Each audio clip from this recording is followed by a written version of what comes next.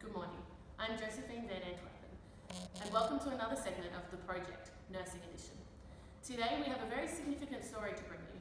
It is one that will touch many people's hearts and highlights an important part of our lives. Today we are going to discuss Aboriginal and Torres Strait Islander health and the connection that it has with culture, past and present, the effects of the social determinants of health, the role of health promotion, and what the responsibilities of healthcare professionals are.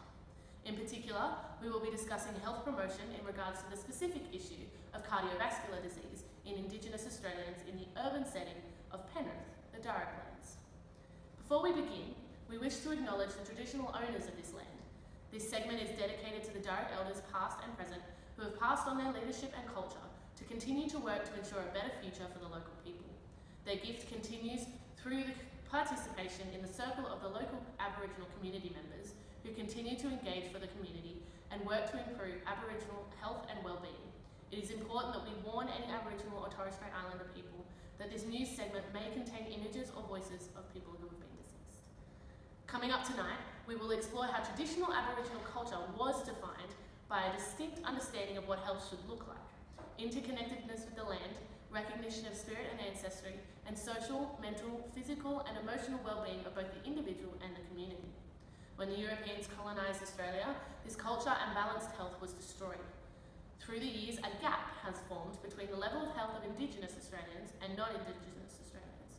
Statistics such as the gap in life expectancy show just how shocking this gap is. It is imperative now that the Australian healthcare system works with us Aboriginal and Torres Strait Islander people to help them gain a better level of health.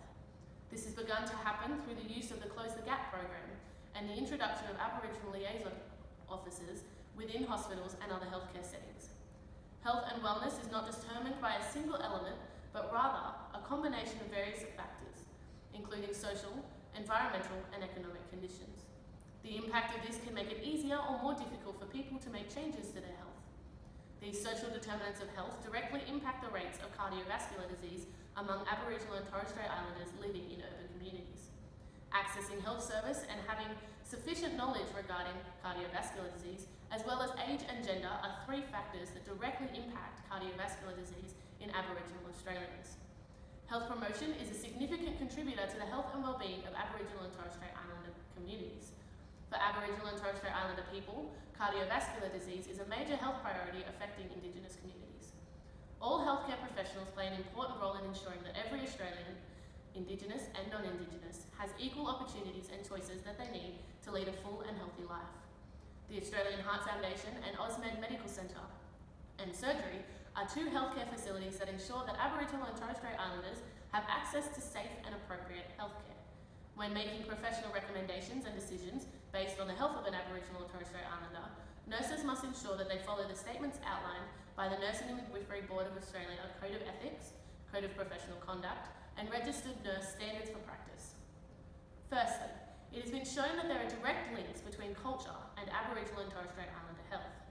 While culture as a defined term can be very fluid and often changes depending on who you ask, when we refer to culture, we are broadly referring to the system that determines a way of life. It is a set of shared beliefs in how individuals think, react, communicate, and behave. Aboriginal and Torres Strait Islander people are a community that have a sense of culture that is very strong and very important to them. When the Europeans invaded Australia, the Aboriginal and Torres Strait Islander people were forced to conform to a very different worldview that encompassed a completely different understanding of what economy, social life, and most importantly, health should look like. Before colonisation, the Aboriginal and Torres Strait Islander people that were spread around Australia, while they each had a different language, they all shared a spiritual association with the country or land. They all had a sense of responsibility to their family and their community. They also had a set of values, norms, and understanding of well-being that was derived from the dreaming or dreamtime stories that were passed from generation to generation. They had a rich culture of dance, forms of art, and music that intertwined with the social structure of their people. Their lives were arranged around the seasonal migrations of the land that controlled their hunting and gathering-based economy. Everything that they did was in relation to the land. They understood that the land is the mother of Aboriginal people and gave them what they needed to live, and in turn they should give back to the land and love the land and the things created by it. This complex culture that had been created over many thousands of years helped to build a unique understanding of how healthcare should be carried out. Aboriginal and Torres Strait Islander people have for many generations built a concept of healthcare that incorporates incorporates all aspects of their lives. Their understanding of health is intertwined with their interconnectedness with the land, recognition of spirit and ancestry, and social, mental, physical and emotional well-being of both the individual and the community.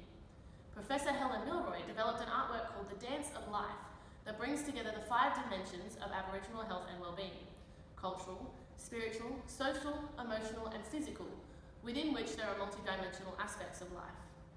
The image encapsulates the very essence and depth of the Aboriginal culture that is interwoven to their understanding of wellness. However, there are times when this balance is disrupted and people fall into ill health. The Aboriginal community considers ill health as a result of one of 3 causes: a natural physical cause, a spirit causing harm, or sickness due to sorcery. Traditionally, when sickness fell upon a member of the Aboriginal community, health was gained through the use of traditional healers, healing songs and bush medicines, and other traditional forms of healing. The Ngari, the traditional healers of the community, kept a close eye on all the people of the community, helping to heal anyone who was not well. People like Naomi, who was given the gift as a teenager, spent their nights as spirits, searching for and healing other sick spirits, realigning them in their bodies. But all of this was destroyed when the Europeans colonised Australia. People were forced to change their lives, families torn apart, and their ideals, traditions and culture was lost. The events of the stolen generation have resulted in long-term grief, despair, disruption of support systems, opposing cultures, and a sense of mistrust. As the repercussions of their loss of culture, Aboriginal and Torres Strait Islander people now continue to battle with socio-economic disadvantages such as poor education, substance abuse, high levels of domestic and childhood violence, and high levels of unemployment. Their level of health has now dropped so low that over a third of Aboriginal people die before the age of 45. Many of these issues come as a direct consequence of the trauma experienced by the Aboriginal people during their stolen generations and the destruction of their culture. Due to this loss, it is essential that our healthcare system aims to work with Aboriginal and Torres Strait Islander people to help them achieve a better level of overall health and wellness. Programs like the Close the Gap program have been designed to help restore Aboriginal people's health levels. Throughout this program, strengthening their cultural ties has been integral to reducing the disparities between Aboriginal and non-Aboriginal Australians. This program has prompted an increase in Aboriginal liaison officers in hospitals. The Australian Capital Territory Health states that the Aboriginal Liaison Office is available to provide emotional, social and cultural support to patients and their families, liaison services for patients and their families, and information about hospital services and the linkage between the hospital and other Indigenous community resources. Allowing Aboriginal and Torres Strait Islander people access to an individual who has an understanding of their cultural background and health and wellness values allows them to feel safe and confident in the care that they're receiving.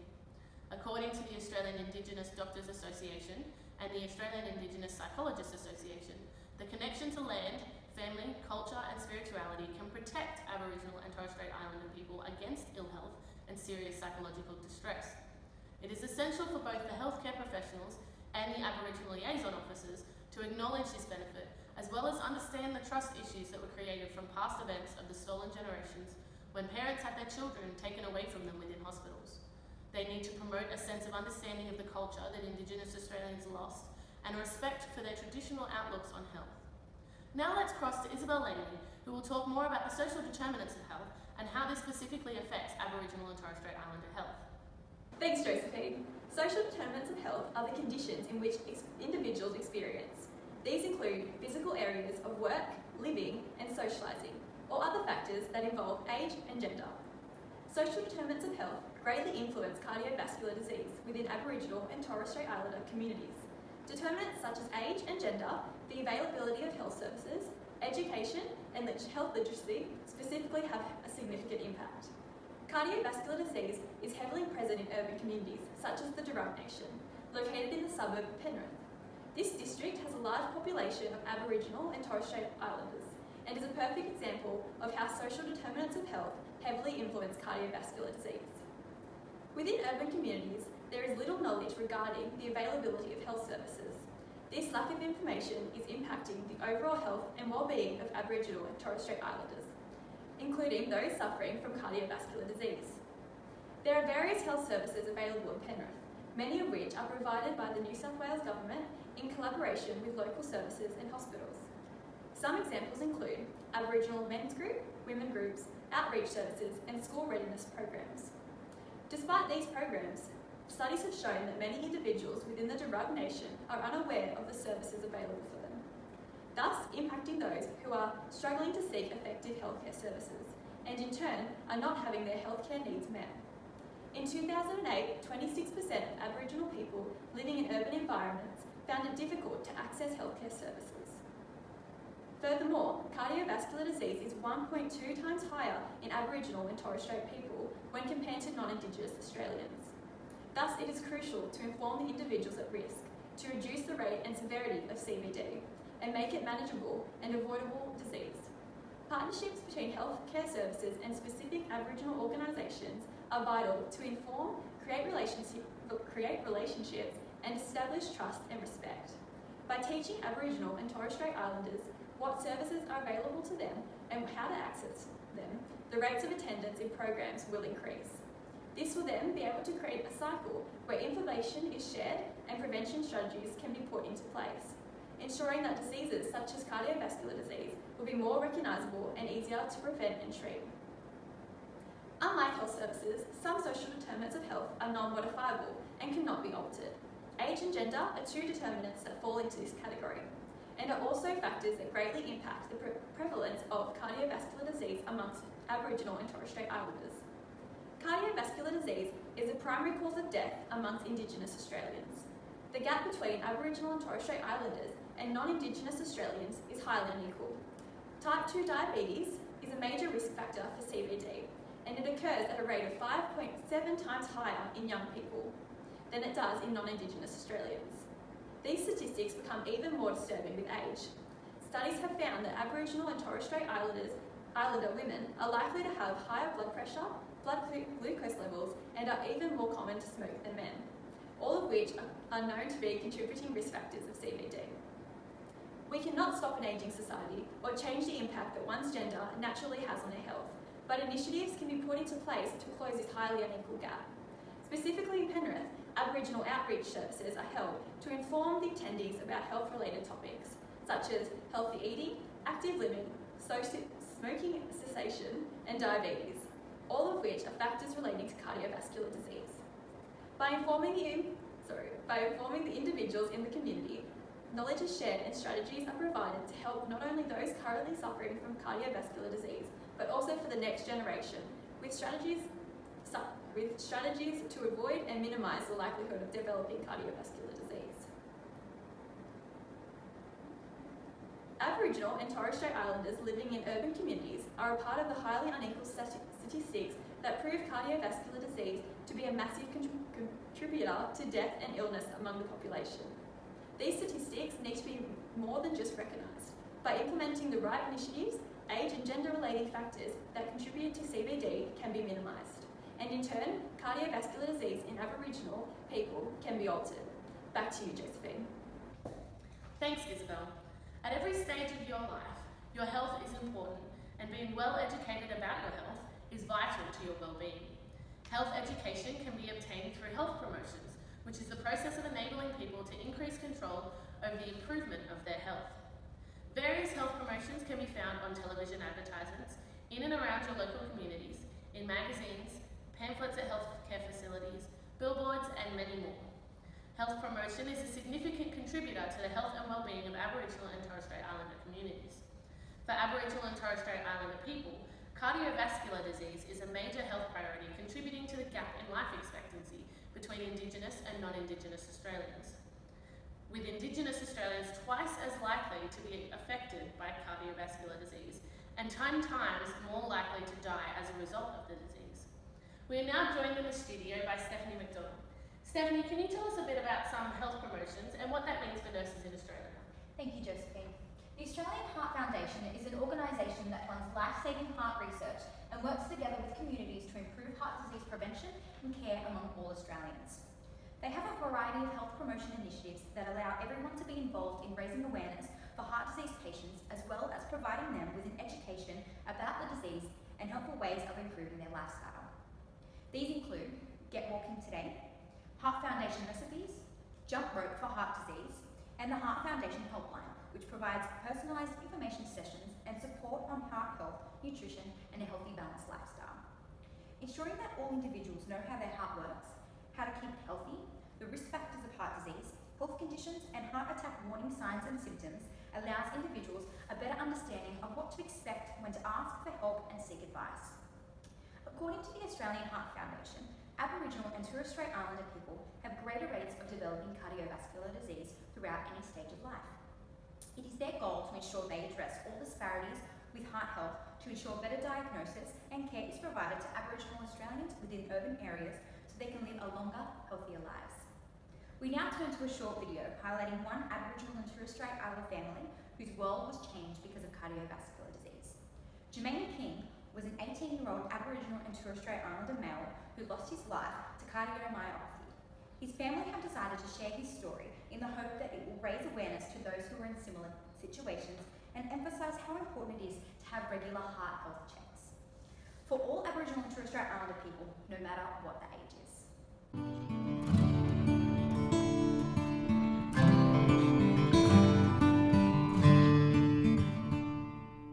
He's not here, and I still got to remind myself this. I still question, why did it happen to us in such a young, healthy, young person, young boy, yeah. And he was my baby. After seeing it with Jermaine, it can happen to anyone. I saw it with my nana pop, and I saw it with a lot of my uncles and aunties, but yeah, no one's so young. How it all happened was, I said, you got a head cold and he's coughing, but not the sneezing what you'd get for a normal head cold, coughing. As I took him to the doctor.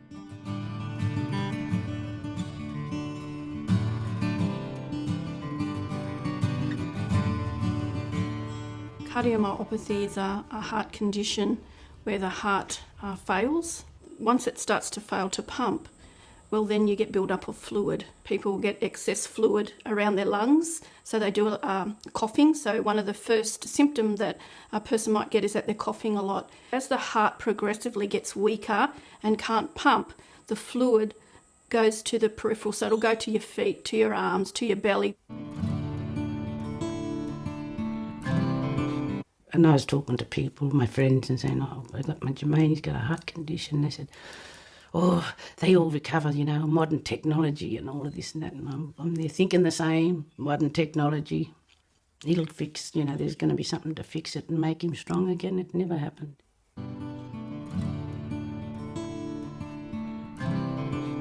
Seek medical help if you're worried about anything, particularly in the young men who are what I call they're our young warriors, they're our upcoming leaders, that they actually don't have this too much shame on board, that I'm shamed to go to the hospital, I'm shamed to seek help. It's good to go and have that checkup. Go and, it's not going to hurt you. You go get that little checkup.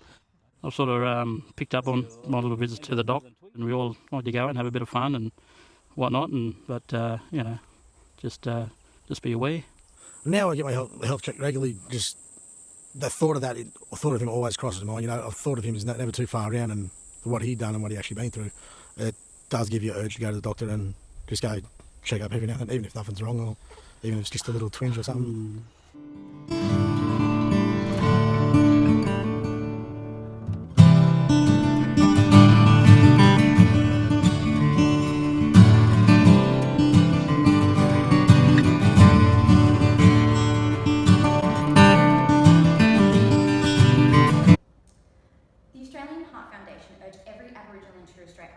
Not to ignore warning signs of cardiovascular disease and to seek medical assistance if you feel that you could be experiencing any of the signs or symptoms.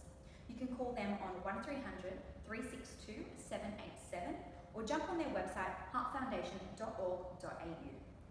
For more information, the Heart Foundation cardiovascular disease pamphlets can also be found in all medical centres around the Western Sydney area with information on how to contact someone if needed. Thanks for that, Stephanie. On to further news. Osmed Medical Centre and Surgery, located within the Penrith area, which falls in the Darug Nation region, are committed to improving the health outcomes of Aboriginal and Torres Strait Islanders. Earlier, Stephanie took a trip to observe the Osmed Centre in Penrith. The Aboriginal and Torres Strait Islander population is increasingly becoming urbanised from 73% to 79% since 1996. Specifically, 4% of the population in Penrith identifies as Aboriginal and Torres Strait Islander. Value Statement 3 in the Code of Ethics in Australia states that nurses value the diversity of all people.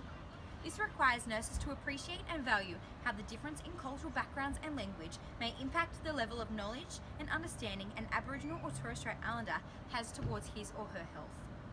Acknowledging one's own cultural knowledge and awareness enables them to have a deeper connection and understanding of Aboriginal health. This works in accordance with Conduct Statement 4 from the Code of Professional Conduct for Nurses in Australia, which states that nurses must respect the dignity, culture, ethnicity, values, and beliefs of all people receiving healthcare. Ensuring that safety and quality of nursing care is not compromised because of prejudiced attitudes relating to an individual's race, gender, sexuality, age, spirituality, or health status. At Ausmead, they have employed Indigenous health professionals to encourage fellow Indigenous Australians to seek medical attention, where they will find a sense of familiarity and safety to trust this professional in the disclosure of personal information regarding their level of health. Their aim is to empower the Aboriginal and Torres Strait Islander communities of Penrith to take control of their health and educate them in ways of improving aspects of their lifestyle. Ausmead provide a range of medical and clinical services to Aboriginal and Torres Strait Islander people, such as health screening tests, illness prevention, counselling, healthcare plans, and healthy lifestyle advice. Ausmead strive to follow the principles of providing culturally competent care, patient confidentiality, non-discriminative health services, and ensuring equal health opportunities for all individuals. Outside the Ausmead Centre, health promotion continues throughout the presentation of posters such as this, highlighting the risks of cardiovascular disease among the Aboriginal and Torres Strait Islander people, urging them to seek medical advice. What a great service available in Penrith, allowing easy access to health services for Aboriginal and Torres Strait Islander people. But what does this mean for nurses in Australia? Good question, Josephine. When making professional recommendations and decisions based on an Aboriginal and Torres Strait Islander's health, nurses must ensure that they do not breach any human rights of that person. They must be aware that Indigenous Australians have a right to receive the level of healthcare they wish, and that decisions based on assumptions of that individual are frowned upon. The Registered Nurse Standards for Practice outlines various standards that apply directly to urban health promotion for cardiovascular disease. Standard 1.3 ensures that respect for all cultures, which includes family and community members, strengthen the health of Aboriginal and Torres Strait Islander health. It is important that we as nurses acknowledge the mistakes that were made towards these Aboriginal and Torres Strait Islanders' way of life and ensure we are encouraging them to seek help when needed and ensuring we are respecting their cultural beliefs and values. For Aboriginal Australians living in urban area of Penrith, they have access to many health facilities which use modern technology instead of traditional ways of cultural healing. It is important to encourage Indigenous Australians to accept the help of this modern technology while still respecting their cultural traditions. Standard 1.4 explains that nurses need to comply with legislation, regulation policies, guidelines and other standards relevant to the context for practice when making decisions. This ensures that they allow all Indigenous Australians to make fully educated decisions regarding their own level of health whilst complying with all legal nursing documentation in ensuring we are providing adequate patient-centred care. It also emphasises the importance of the Close the Gap campaign, which was started in March of 2008, that outlines a major importance in decreasing the life expectancy of Aboriginal and Torres Strait Islanders. Standard 2.2 outlines the importance of effective communication and being respectful to an individual's dignity, culture, values, beliefs and rights. All Aboriginal Australians have a right to seek medical help and have a right to base health decisions on their culture and through their beliefs. As nurses, it is our responsibility to ensure we actively communicate with them to provide an environment that is safe and comfortable for them where they can openly share their world views on health and how they wish to deal with health issues such as cardiovascular disease. This is known as providing culturally competent care, which explains our responsibility to understand and be respectful for Indigenous cultural perspectives to build fundamental relationships to improve health outcomes. It is an ethical obligation that we as nurses do not discriminate them or make assumptions based on what we perceive to be morally wrong in their lifestyle. It is through health promotion and access to various health services that allow Aboriginal and Torres Strait Islander people the opportunity to use modern medicine and technology to help deal with diseases and encourage others in their community to do the same. Thanks, Stephanie. In reflection on tonight's segment, All of us can play a major part in making sure that every Australian, Indigenous and non-Indigenous, has equal opportunities to make the choices they need to lead full and healthy lives. On behalf of all of us here, we thank you for joining us tonight. I'm Josephine Van Antwerpen. Good night.